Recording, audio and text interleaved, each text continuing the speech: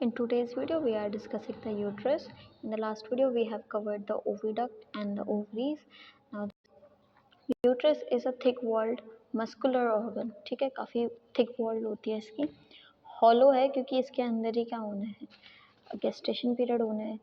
ठीक है, hollow muscular organ है, muscles तो obvious है होगी, myometrium होती है muscular. It is situated almost in the abdominal cavity and partly in the pelvic cavity. Ovary हमारी pelvic inlet के middle के ऊपर थी, लेकिन जो यूट्रस है वो कुछ पार्ट इसका pelvic cavity में होता है, कुछ पार्ट इसका abdominal cavity में होता है. अभी डायग्राम में देखते हैं. It is present between the rectum and the urinary bladder. Rectum ऊपर होता है कोलन, और रेक्टम ऊपर की तरफ होता है और यूरिनरी ब्लैडर नीचे होता है, जैसे इसमें दिख रहा है. It continue cranially with the oviduct and cordially with the vagina. अब डायग्राम देखते हैं, समझ में आएगा. ठीक है, तो हेयर तो यूट्रस की पोजीशन हमको क्या दिख रही है, partly in the pelvic cavity, ये पेल्विक कैविटी, और partly in the abdominal cavity. Clear. ठीक है. सेकंड, ये मस्कुलर होलो ऑर्गन है वो. ठीक है. अभी क्या बोला हमने कि इसके ऊपर की तरफ क्या पाया जाता है, रेक्टम पाया जाता है, और नीचे की तरफ यूरिनरी ब्लैडर पाया जाता है. ठीक है. फिर हमने बोला कि जो क्रेनियल ये है वो ओविडक्ट से कंटिन्यू कर रहा है, और कॉर्डियली ये किससे कंटिन्यू कर रहा है विद द वेजाइना. क्लियर हो कितना part. Next point is this कि जो हमारा यूट्रस है it attaches to the sublumbar region. और वैसे ये लंबर वर्टिब्रीज आपको दिख रही है, यूट्रस कहाँ दिख रहा है, लंबार के नीचे. तो दैट इज कि ये अटैच करता है किससे, सब लंबार रीजन से कनेक्ट करता है, अटैच करता है. ठीक है, ये समझ में आ गए सारे पॉइंट्स. ब्रॉड लिगामेंट हम एक दूसरी वीडियो में डिस्कस करेंगे. Now this is the uterus. This is a hollow muscular thick-walled organ as you can see here. Now next picture, तो ये अभी हम देखते हैं. Now the parts of the uterus, there are three parts of the uterus, that is the horn of the uterus, the body of the uterus, and the cervix of the uterus. There are two horns of the uterus, that is the left and the right one. They are spiral muscular tube like organ and they are tapered cranially to form the oviduct. Tapered का मतलब है कि जैसे कि आप जैसे pipe से पानी डालते हैं तो ऐसे हम उसको दबा देते हैं ना पाइप को, तो वैसे ही बोल रहे हैं. टैपरिंग का मतलब है कि जब ओविडक्ट की तरफ इसका जो ओपनिंग है वो थोड़ी सी नैरो है, उसका ल्यूमन थोड़ा सा नैरो है. तो जो हॉर्न्स होते हैं वो कैसे हैं, स्पाइरल है, जैसे कि अभी हम इसमें देखते हैं डायग्राम में. हॉर्न्स आपको कैसे दिख रहे हैं, these are the horns of the uterus. This.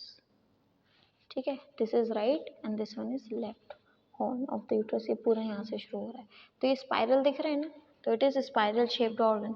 ठीक है, हॉर्न्स कैसे होते हैं, स्पाइरल शेप्ड होते हैं. और इधर देखो, इधर वाला जो ल्यूमन है हॉर्न्स का वो पतला है.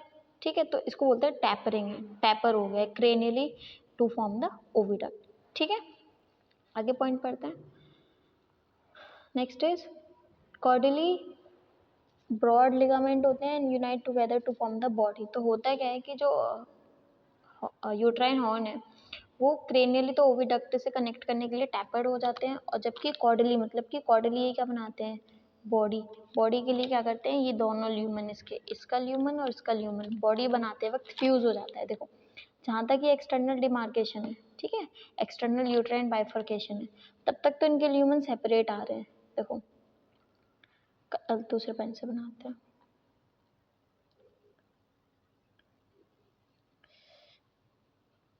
देखो यहाँ तक तो इसका ल्यूमन सेपरेट है, इसका ल्यूमन सेपरेट है, लेकिन इस डिमार्केशन के बाद ये दोनों ल्यूमन क्या हो जाएंगे, यहाँ पर फ्यूज हो जाएंगे, और एक सिंगल यहाँ पर ये फ्यूज हो जाएंगे, यहाँ पर ये सिंगल ओपनिंग होगी which we call the body of the uterus. समझ में आ गया. ठीक है, तो क्या कह रहे थे हमसे कि कॉर्डियली इट इज़ ब्रॉड, क्योंकि क्रेनियली तो टैपर हो गया है, कॉर्डियली थोड़ा सा ब्रॉड होता है and together it forms the, unite हो जाएगा एक साथ और बॉडी का फॉर्मेशन करेगा. What is the length of the horns, the length is around 30 centimetre in non pregnant, क्योंकि प्रेगनेंसी जब होगी तो हॉर्न्स में होती है, तो उस वक्त जो यूट्रस के हॉर्न्स है उनका साइज काफ़ी बड़ा हो जाता है. ठीक है. Now it is directed downward, forward, outward, backward and finally upward. तो ये हमको क्या इंडिकेट कर रहा है, इसकी स्पाइरल अपीयरेंस. ठीक है, इससे पता चल रहा है कि ये काफ़ी स्पाइरल होता है, पहले डाउनवर्ड की तरफ मूव करता है, फिर forward, outward, backward and finally upward. ये याद करने की जरूरत नहीं है. तो स्पाइरल कैसे दिखता है, like a horns of the RAM. RAM हमने देखा है बकरी है, शीप है एक्चुअली, तो इसका देखोगे तो हॉर्न्स इसी के जैसे दिखते हैं। क्लियर? देख लेना बकरी है या फिर वो शीप है। Now the body of the uterus. The body of the uterus is very small. It is around 4 to 5 centimeter in length.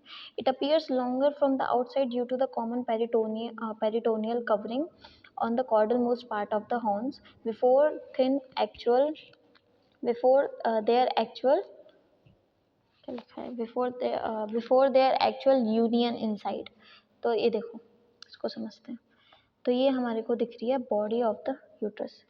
काफ़ी नैरो होती है, छोटी होती है, लगभग 4 से 5 सेंटीमीटर बड़ी होती है खाली। ठीक है, ये दिख रहा है body of the uterus.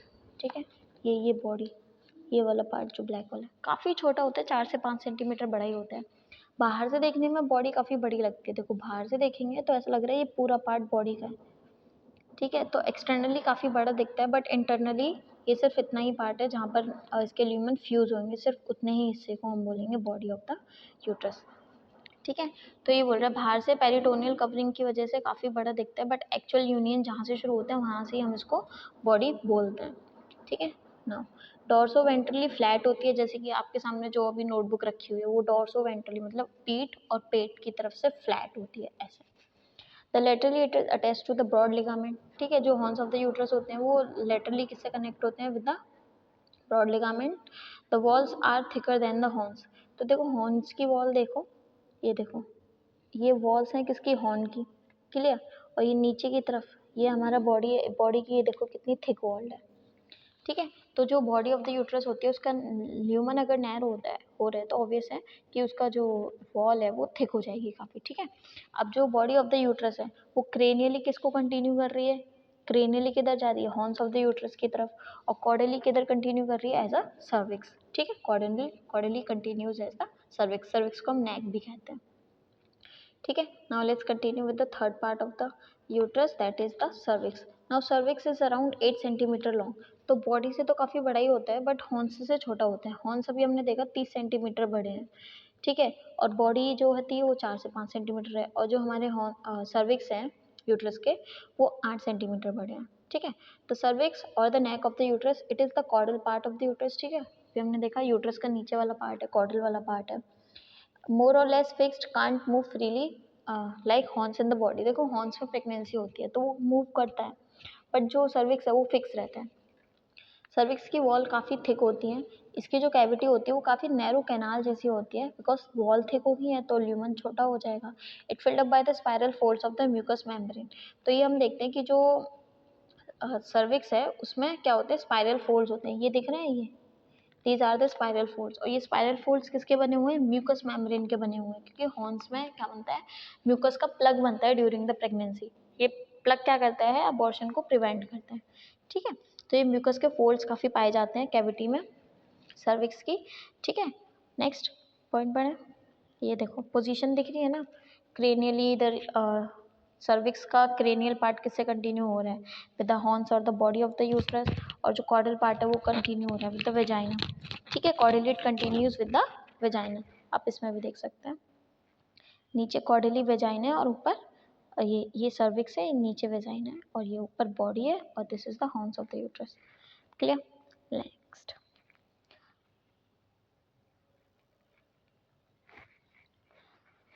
Chordate communicates with the vagina.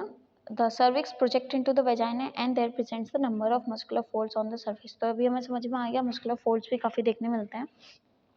The tip of this projection presents a depression which is called the external os, which helps in the communication between the cervix and the vagina. तो इसको समझते हैं, देखो इधर.